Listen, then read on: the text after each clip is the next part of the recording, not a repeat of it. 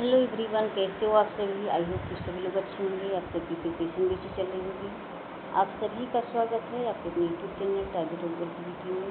तुम सभी लोग साथ में जुड़ जाइए, क्लास आपकी स्टार्ट हो चुकी है। आज का ये फर्स्ट क्वेश्चन है, भ्रष्टाचार निवारण अधिनियम, भ्रष्टाचार निरोधक अधिनियम किस वर्ष पारित हुआ था। भ्रष्टाचार निरोधक अधिनियम किस वर्ष पारित हुआ था। ये पारित कब हुआ था। ये 1987, 1989, 1990, 1998 में। ये कब पारित हुआ था। ये आपसे पारित हुआ था 1998 में। 1988 में ये पारित हुआ था। भ्रष्टाचार निरोधक अधिनियम ये 1988 में पारित हुआ था। आज किसके द्वारा बनाया गया था। ये भ्रष्टाचार निवारण अधिनियम में बनाया गया था भारतीय संसद के द्वारा। भारतीय संसद के द्वारा ये 1988 में पारित किया गया था। ये क्यों बनाया गया था, क्योंकि सरकारी एजेंसी और सार्वजनिक क्षेत्र में व्यवसायों में भ्रष्टाचार से निपटने के लिए बनाया गया था। ऐसा संशोधन 2013 से 17 में संशोधन के लिए ये संसद में पेश किया गया था। इसके संशोधन के लिए 2013 से 17 के बीच में इसको संसद में पेश किया गया था। तो ये पारित किया गया था। भ्रष्टाचार निरोधक संशोधन विधेयक 2018 के नाम से पारित हुआ। किसके नाम से पारित हुआ था। ये भ्रष्टाचार निरोधक संशोधन विधेयक 2018 के नाम से पारित हुआ था। सांप्रदायिक, तो ये क्या हुआ, 2018 में पारित हुआ था। इसका राइट आंसर ऑप्शन डी हो जाएंगे। नेक्स्ट क्वेश्चन है,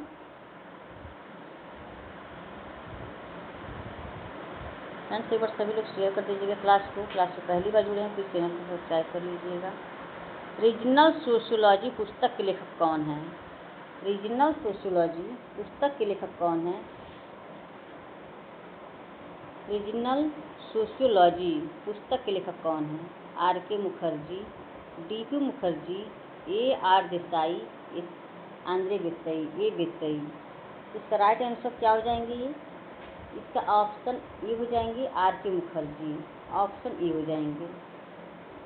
ये भारतीय विद्याशास्त्री परिप्रेक्ष्य से संबंधित है। D.P. Mukherjee, R.K. Mukherjee, G.S. Ghurye और राधाकमल मुखर्जी, ये लोग, और लुई डूमा भारतीय विद्याशास्त्री परिप्रेक्ष्य से संबंधित हैं। R.K. मुखर्जी की पुस्तक है the dynamic of rural sociology. इनकी पुस्तक क्या है, the dynamic of rural sociology, 1957 में लिखी गई थी। और पुस्तक इनकी the sociologist and social change in India today's, ये 1965 में लिखी गई थी। नेक्स्ट है, सिक्स्थ विलेज ऑफ बंगाल, इनकी ये 1958 में लिखी गई थी। ये ग्वालियर राज्य के सलाहकार रहे थे, आर्थिक सलाहकार रहे थे। ग्वालियर राज्य के आर्थिक सलाहकार रहे थे 1946 से 48 के बीच में। नेक्स्ट क्वेश्चन है, फ्रेंड्स सभी लोग बस शेयर कर दीजिएगा और जो लोग जुड़ रहे हैं क्लास में चैनल को लाइक कर दीजिएगा। इनमें से कौन सांप्रदायिकता की विशेषता नहीं है। सांप्रदायिकता की विशेषता नहीं पूछा है। तो इनमें से कौन सांप्रदायिकता की विशेषता नहीं है, नहीं पूछा है यहाँ पर। तो इसमें सांप्रदायिकता की विशेषता कौन कौन सी हो जाएंगी। सांप्रदायिकता एक विचारधारा है जो धार्मिक या जाति समुदाय का एक दूसरे के खिलाफ खड़ा करती है।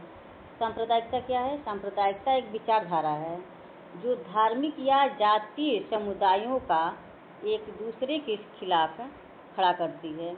इनकी विशेषताएं हैं, पहचान आधारित निष्ठा, समूह एकजुटता, विशिष्टता, संघर्ष और ध्रुवीकरण, पूर्वाग्रह पर आधारित है। ये क्या है, ये सांप्रदायिकता की विशेषताएं हो जाएंगी। इसमें क्या पूछा है, नहीं है। इसमें क्या नहीं हो जाएंगे यहाँ पर, सहयोग की भावना, सहयोग की भावना इसका राइट आंसर हो जाएंगे। ये इसका सांप्रदायिकता की विशेषता है धार्मिक दृष्टि, कट्टरता, श्रेष्ठता की भावना, अलगाव की भावना, संघर्ष और ध्रुवीकरण, समूह एकजुटता, पूर्वाग्रह आधारित। तो ये आपका सांप्रदायिकता की विशेषताएं हो जाएंगी। सहयोग ये इसकी विशेषता नहीं है, तो ऑप्शन यहाँ पे बी हो जाएंगे। नेक्स्ट क्वेश्चन है,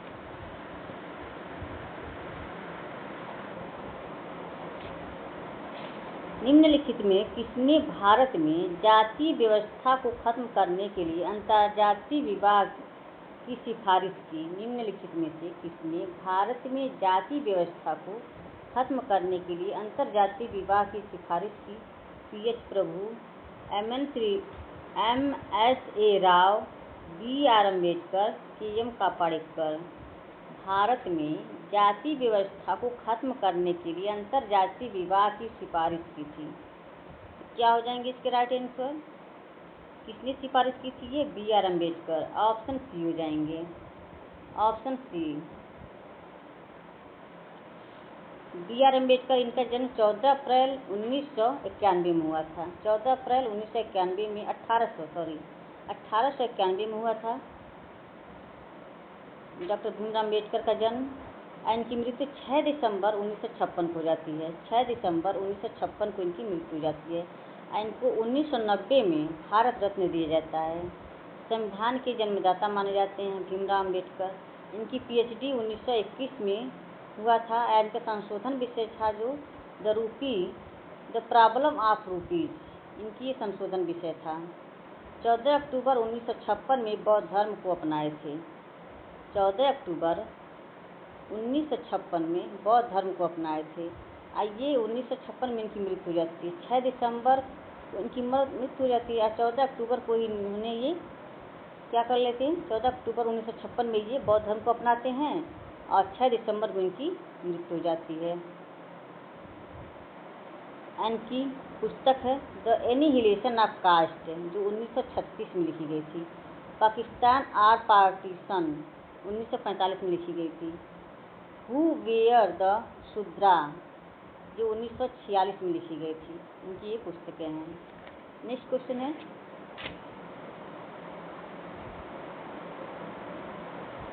किसने कहा कि सभ्यताएं, विशेषकर पश्चिमी सभ्यताएं उत्थान और पतन के चक्रीय किसने कहा कि सभ्यताएं, विशेषकर पश्चिमी सभ्यताएं उत्थान और पतन के चक्रीय प्रतिमान का अनुसरण करती है? Spengler, Spencer, Morgan, Ogburn. इसका राइट आंसर क्या हो जाएंगे? सभी लोग कमेंट करके बताएं। किसने कहा कि सभ्यताएं, विशेषकर पश्चिमी सभ्यताएं उत्थान और पतन के चक्रीय प्रतिमान का अनुसरण करती हैं? तो इसका राइट आंसर क्या हो जाएंगे? ये स्पेंगलर, ऑप्शन ए हो जाएंगे, ऑप्शन ए। इनकी पुस्तक है the decline of the west, the decline of the west इनकी पुस्तक है, जो 1918 से 1922 के बीच में लिखी गई थी। मैन एंड हिज टेक्निक्स ये 1932 में लिखी गई थी। द आवर ऑफ डिसीजन 1934 में लिखी, द आवर ऑफ डिसीजन 1934 में लिखी गई थी। मैन एंड हिज टेक्निक्स 1932 में लिखी गई थी। The decline of the west ये 1918 से 1922 के बीच में लिखी गई थी। इनकी पुस्तक है। नेक्स्ट क्वेश्चन है, फ्रेंड्स सभी लोग बस शेयर कर दीजिएगा। क्लास को पहली बार जुड़े तो चैनल को सब्सक्राइब कर लीजिएगा आप लोग।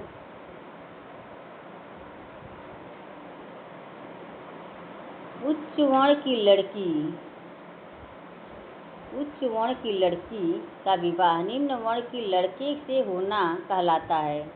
उच्च वर्ण की लड़की का विवाह निम्न वर्ण के लड़के से होना कहलाता है। प्रतिलोम विवाह, अनुलोम विवाह, अंतर विवाह, बहिर्विवाह। इसका राइट आंसर क्या हो जाएंगे? सभी लोग कमेंट करके बताएं। उच्च वर्ण की लड़की और निम्न वर्ण का लड़का हो तो ये प्रतिलोम विवाह हो जाएगा, प्रतिलोम विवाह। निम्न वर्ण की लड़की उच्च वर्ण का लड़का हो तो अनुलोम हो जाएगा। अंतर विवाह जो अपने जात के अंदर विवाह तो ये अपने जात में विवाह करना तो ये अंतर्विवाह हो जाएगा। बहिर्विवाह जो अपनी जात से बाहर विवाह, ये बहिर्विवाह हो जाएगा। नेक्स्ट क्वेश्चन है,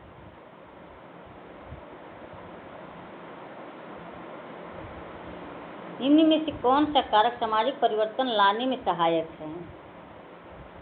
निम्न में से कौन सा कारक सामाजिक परिवर्तन लाने में सहायक है? स्थिरता, परंपरा, अनुरूपता, संघर्ष। तो इसका राइट आंसर क्या हो जाएंगे? सभी लोग कमेंट कर बताएं। तो ये संघर्ष हो जाएंगे, संघर्ष। तो ये संघर्ष क्या होता है? सामाजिक परिवर्तन लाने में सहायक होता है। जैसे कि एक छोटा सा एग्जाम्पल, मान लीजिए आप एग्जाम की तैयारी कर रहे हैं, अगर आपकी जॉब लग जाए तो आपके जीवन में परिवर्तन आ जाएगा कि नहीं आ जाएगा?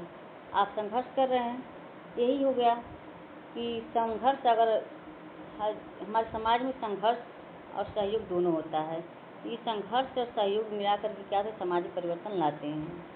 तो ऑप्शन यहाँ पर डी हो जाएंगे। नेक्स्ट क्वेश्चन है,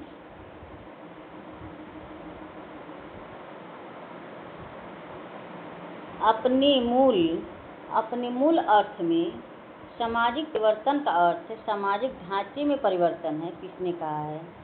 अपने मूल अर्थ में सामाजिक परिवर्तन का अर्थ सामाजिक ढांचे में परिवर्तन है, किसने कहा है? टीबी बोटोमोर, मैकाइवर एवं page, Ram Ahuja, HM. Johnson. तो इसका राइट आंसर क्या हो जाएंगे? सभी लोग कमेंट कर बताएं। तो ये ऑप्शन डी हो जाएंगे, एच.एम. जॉनसन हो जाएंगे, ऑप्शन डी। नेक्स्ट क्वेश्चन है,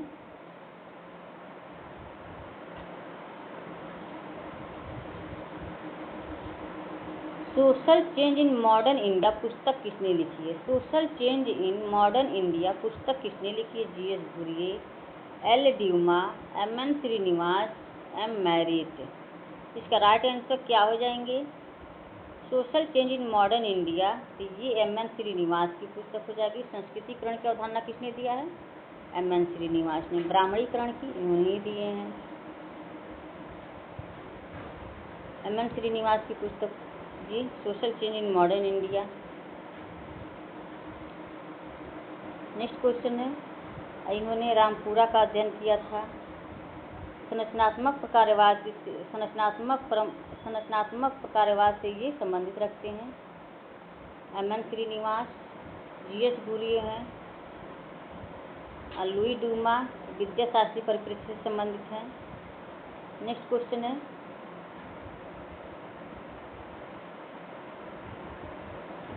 प्रारंभ में कोई भी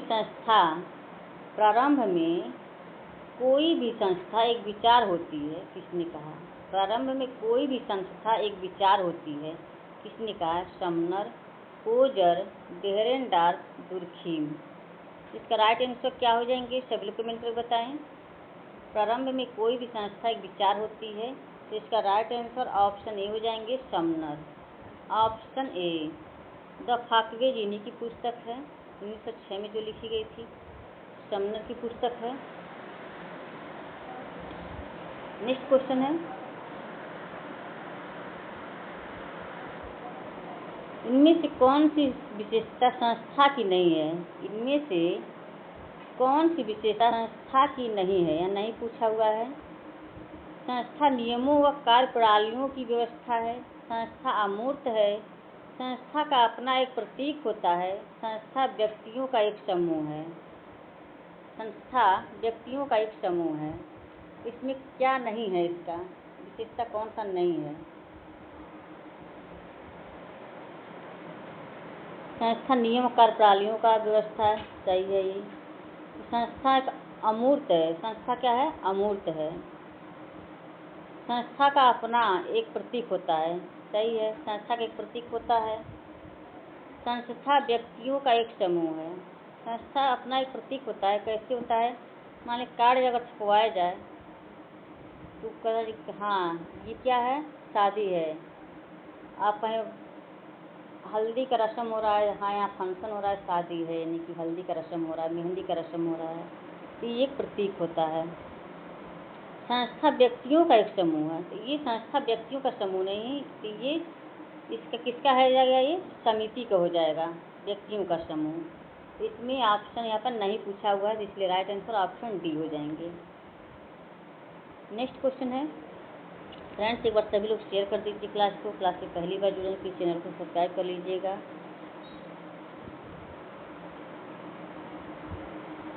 निम्न में से संस्था कौन सी नहीं है? निम्न में से संस्था कौन सी नहीं है, नहीं पूछा है। कॉलेज, गांव, गिरजाघर, विवाह, संस्था कौन सी नहीं है?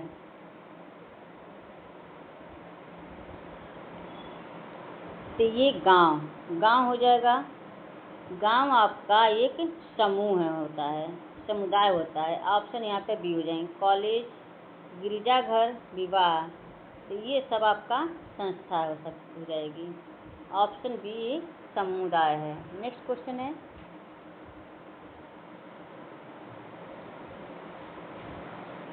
निम्नलिखित में से कौन सामाजिक परिवर्तन के चक्रीय सिद्धांत से संबंधित नहीं है? चक्रीय सिद्धांत से संबंधित नहीं है, नहीं पूछा यहाँ पर। एक Toynbee, O Spengler, P A Sorokin, P Parsons. इसका राइट आंसर क्या हो जाएंगे? चक्रीय सिद्धांत से संबंधित नहीं है। टैनबी, स्पेंगलर, पी ए शोरोकी, ये लोग क्या हैं? ये लोग चक्रीय सिद्धांत से संबंधित है। पी पार्सन्स ये चक्रीय सिद्धांत से संबंधित नहीं है, रेखीय सिद्धांत से संबंधित हैं। ऑप्शन यहाँ पर डी हो जाएंगे। Option D. नेक्स्ट क्वेश्चन है,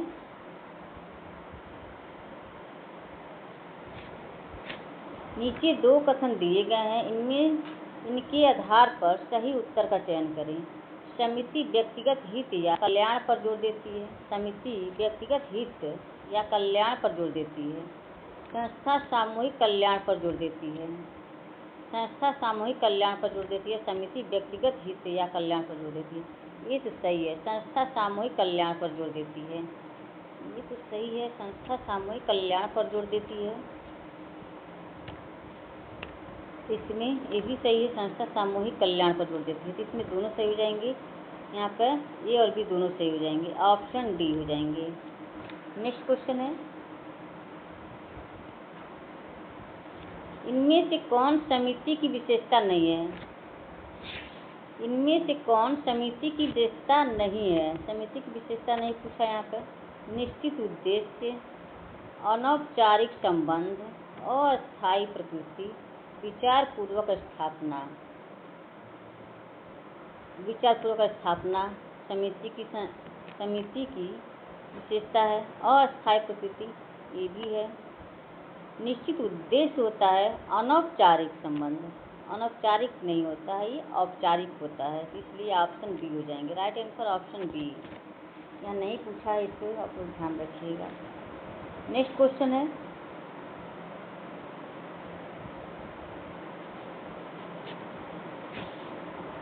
किंग्सले डेविस के अनुसार किसे महासमिति कहा जा सकता है? किंग्सले डेविस के अनुसार किसे महासमिति कहा जा सकता है? परिवार, राजनैतिक दल, राज्य, व्यापारिक समिति। तो इसका राइट आंसर क्या हो जाएंगे? ऑप्शन सी हो जाएंगे, राज्य। Option C. किंग्सले डेविस ने 250 समाजों का अध्ययन किया था। इन्होंने 250 समाजों का अध्ययन किया था। नेक्स्ट क्वेश्चन है, इनमें से समिति का कौन सा उदाहरण है? निम्न में से समिति का कौन सा उदाहरण है? कानून, विवाह, धर्म, क्लब। समिति का कौन सा उदाहरण है? क्या हो जाएंगे इसके राइट आंसर? सभी लोग कमेंट करके बताएं। कानून, विवाह, धर्म ये सभी संस्था के हो जाएंगे। क्लब क्या है? ये समिति का है क्लब। सब लोग क्लब में जाते हैं, अपने अपने उद्देश्य से जाते हैं। जैसे वहाँ का कार्यक्रम खत्म होता है, सब लोग अपने अपने घर चले जाते हैं। वहाँ पर एक व्यक्तियों का समूह होता है। सब लोग वहाँ क्लब में कार्यक्रम जो होगा, जैसे उनका काम खत्म हुआ अपना चले आए। अपने उद्देश्य जो अपना काम होता है उस काम को जैसे ख़त्म किए चले आए, ये आपका समिति हो जाएगा। तो ऑप्शन यहाँ का डी हो जाएंगे। नेक्स्ट क्वेश्चन है, सांस्कृतिक विलंबना की अवधारणा से कौन संबंधित है? सांस्कृतिक विलंबना की अवधारणा से कौन संबंधित? Kingsley Davis, William Ogburn, Oswald Spengler, Arnold Toynbee. इसका राइट आंसर क्या रहेंगे? सांस्कृतिक विलंबना की अवधारणा किसने दी है? तो ये विलियम ऑकबर्न हो जाएंगे। Option B. भौतिक संस्कृति और अभौतिक संस्कृति ये ऑकबर्न की है। नेक्स्ट क्वेश्चन है,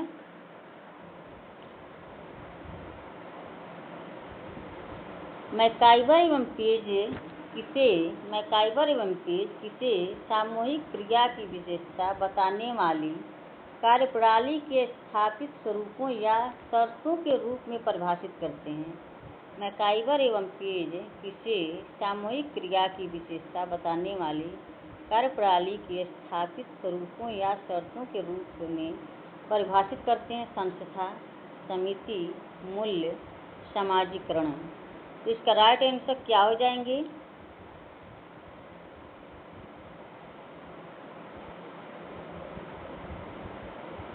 पेज किसी सामूहिक क्रिया की विशेषता बताने वाली कार्यप्रणाली की स्थापित स्वरूपों या शर्तों के रूप में परिभाषित करते हैं। तो इसका राइट आंसर ऑप्शन ए हो जाएंगे, संस्था। ऑप्शन ए सोसाइटी किसकी पुस्तक है? मैकाइवर पेज की पुस्तक है।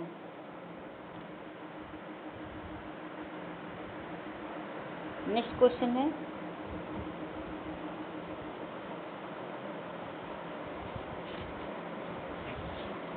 क्लार्क विस्लर ने सभी समाजों में कितने सांस्कृतिक तत्वों को चिन्हित किया है? क्लार्क विस्लर ने सभी समाजों में कितने सांस्कृतिक तत्वों को चिन्हित किया है? 12, 9, 10, 15। तो इसका राइट आंसर क्या हो जाएंगे? सभी लोग कमेंट करके बताएं। ऑप्शन बी हो जाएंगे, 9। Option B. नेक्स्ट क्वेश्चन है, सांस्कृतिक पुनरुत्पादन की अवधारणा किसने दी है? सांस्कृतिक पुनरुत्पादन की अवधारणा किसने दी है? O Lewis, Pierre Bourdieu, Leslie White, Tylor. सांस्कृतिक पुनरुत्पादन की अवधारणा किसने दी है? तो इसका राइट आंसर क्या हो जाएंगे? सभी लोग कमेंट करके बताएं। ऑप्शन बी हो जाएंगे, पियरे बोर्दियू। सांस्कृतिक पुनरुत्पादन की अवधारणा दी है पियरे बोर्दियू ने। Option B. नेक्स्ट क्वेश्चन है,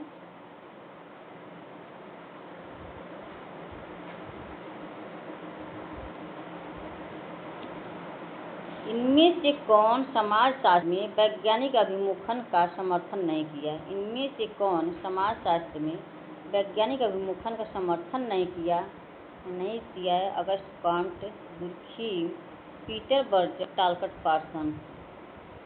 कौन समाजशास्त्र में वैज्ञानिक अभिमुखन का समर्थन नहीं है, समर्थक नहीं है? इसका राइट आंसर क्या हो जाएंगे? ये पीटर एवं Berger. Option C. Next question है, फ्रेंड्स सभी लोग बस शेयर कर दीजिए क्लास को। क्लास से पहली बार जुड़े हैं प्लीज चैनल को सब्सक्राइब कर लीजिएगा। सोशियोलॉजिकल इमेजिनेशन पुस्तक के लेखक कौन है? सोशियोलॉजिकल इमेजिनेशन पुस्तक के लेखक कौन है? Peter Berger, Wright Mill, Herbert Blumer, Herbert S Becker. Sociological imagination पुस्तक के लेखक कौन है ये? तो ऑप्शन बी हो जाएंगे, C Wright Mills. Option B. Next question है, पार्सन्स के अनुसार किस प्रकार के प्रतिमान औद्योगिक समाजों की संरचना में पाए जाते हैं?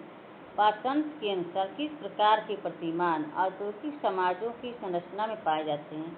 सार्वभौमिक अर्जित प्रतिमान, सार्वभौमिक प्रदत्त प्रतिमान, विशिष्ट अर्जित प्रतिमान, विशिष्ट प्रदत्त प्रतिमान। तो इसका राइट आंसर क्या हो जाएंगे? पार्सन्स के अनुसार किस प्रकार के प्रतिमान औद्योगिक समाजों की संरचना में पाए जाते हैं? तो ये सार्वभौमिक अर्जित प्रतिमान। ऑप्शन ए हो जाएंगे। नेक्स्ट क्वेश्चन है,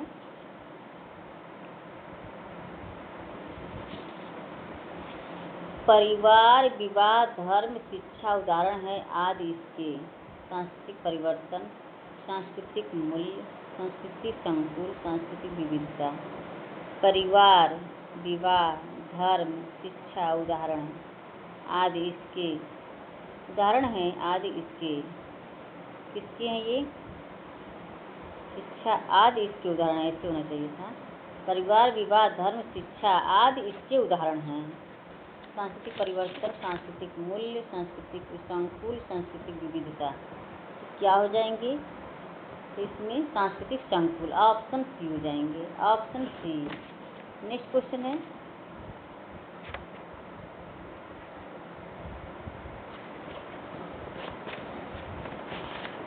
परिस्थिति किसी विशेष व्यवस्था में वह स्थान है जो किसी विशेष समय पर एक निश्चित व्यक्ति रखता है। परिस्थिति किसी विशेष व्यवस्था में वह स्थान है जो किसी विशेष समय पर एक निश्चित व्यक्ति रखता है। यह कथन किसने परिभाषित किया है? G.H. Mead, T.M. Newcomb, Robert Bierstedt, Ralph Linton. परिस्थिति किसी विशेष व्यवस्था में वह स्थान है जो किसी विशेष समय पर एक निश्चित व्यक्ति रखता है। यह कथन किसने परिभाषित किया है? इसका राइट आंसर क्या हो जाएंगे? ये राल्फ लिंटन हो जाएंगे, ऑप्शन डी। नेक्स्ट क्वेश्चन है,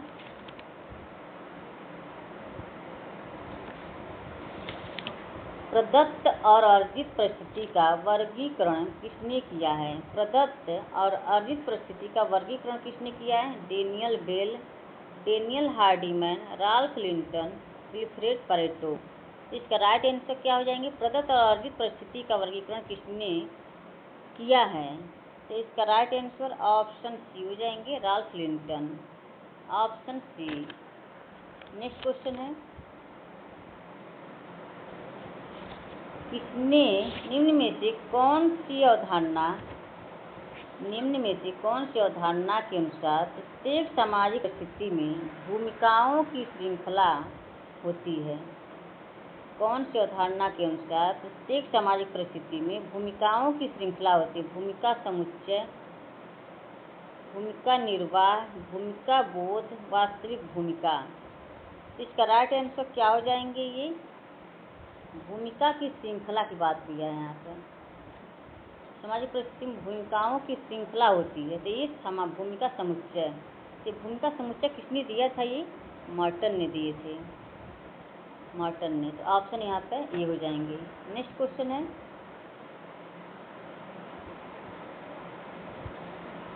foundation of modern sociology, foundation of modern sociology पुस्तक किसने लिखी है? राल्फ लिंटन, मेटा स्पेंसर, R.K. मर्टन, इलियट एवं Merrill. Foundation of modern sociology पुस्तक किसने लिखी है?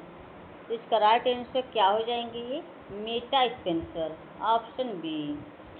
नेक्स्ट क्वेश्चन है, आज का ये लास्ट क्वेश्चन है। ये फ्रेंड्स सभी लोग बस शेयर कर दे क्लास को। क्लास से पहली बार जुड़े प्लीज चैनल को सब्सक्राइब कर लीजिएगा।